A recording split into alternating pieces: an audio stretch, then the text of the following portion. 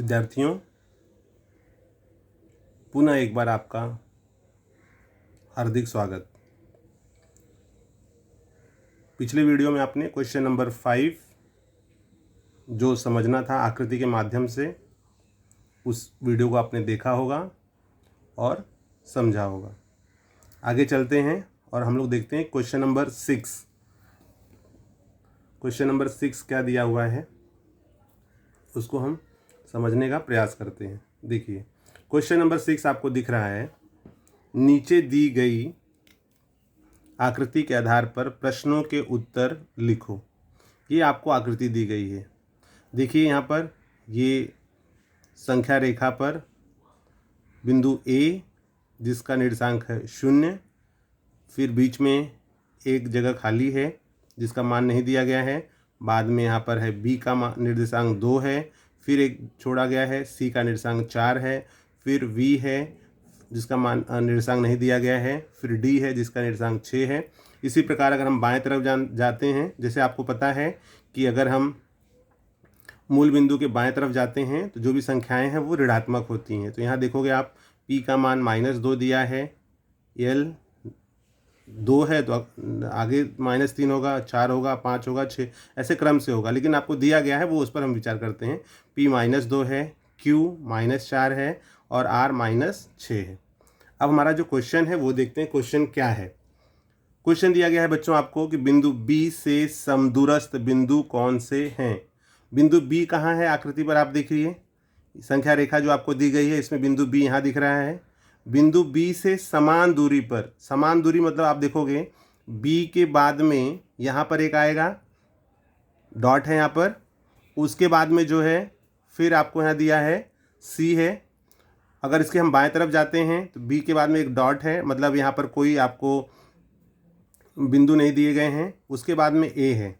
तो आपसे पूछा गया है कि B से समान दूरी पर, तो B से समान दूरी का मतलब है कि हम दाहिने और बाएं दोनों तरफ जाएंगे और देखेंगे हमें कौन से बिंदु प्राप्त होते हैं। तो देखो B से अगर आप दाहिने तरफ जाते हो तो एक डॉट है, उसको छोड़ करके जो अगला पॉइंट है वो C है, और B से बाएं तरफ आते हैं तो एक डॉट यहाँ भी है, इसको छोड़ करके A है।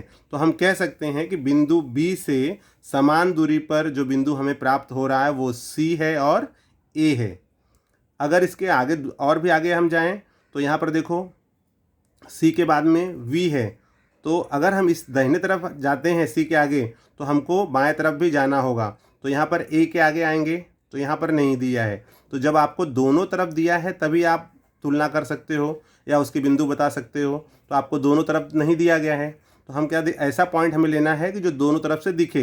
तो एक तो हमें ये मिल गया कि बिंदु B से समदूरस्थ C है और A है। और क्या हो सकता है, तो जैसे यहाँ पर 1 2 3 चौथा पॉइंट D मिल रहा है, मतलब B से चौथा पॉइंट D है। तो अगर हम बाएं तरफ देखें क्या मिलता है, 1 2 3 4, चौथा पॉइंट क्या मिल रहा है, P है। तो इस प्रकार से हम कह सकते हैं कि बिंदु B से समान दूरी पर जो हमें बिंदु प्राप्त हो रहा है वो C और A या D और P हो सकता है। ठीक है, तो इसका उत्तर क्या होगा, बिंदु B से समदूरस्थ बिंदु कौन से हैं। तो आप यहाँ पर लिखोगे बिंदु A, बिंदु A तथा बिंदु C। ठीक है, B से समदूरस्थ बिंदु C हो सकता है और बिंदु A हो सकता है। और कौन सा हो सकता है, तो अगर हम B से 1 2 3 4 तो D मिलेगा, और यहाँ भी 1 2 3 4 P मिलेगा। तो इस प्रकार से हम कह सकते हैं कि बिंदु A तथा C समदूरस्थ हैं, या आप लिख सकते हो बिंदु P तथा बिंदु D। ठीक है, अगला क्वेश्चन है बच्चों, बिंदु Q से समदूरस्थ बिंदुओं की एक जोड़ी लिखिए। आकृति फिर से आपको देखना है और देखना है Q कहाँ पर है। देखिए Q यहाँ पर है, Q से समान दूरी पर, तो Q से समान दूरी पर L है और Q से समान दूरी पर U है। Q से समान दूरी पर आप P ले सकते हो और Q से समान दूरी पर R।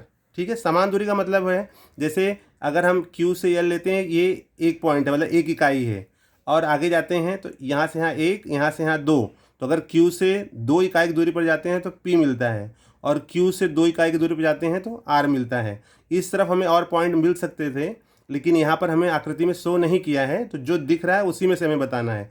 तो हमारा क्वेश्चन है, बिंदु Q से समदूरस्थ बिंदुओं की एक जोड़ी लिखिए। ठीक है, तो एक जोड़ी कोई भी लिख सकते हैं हम।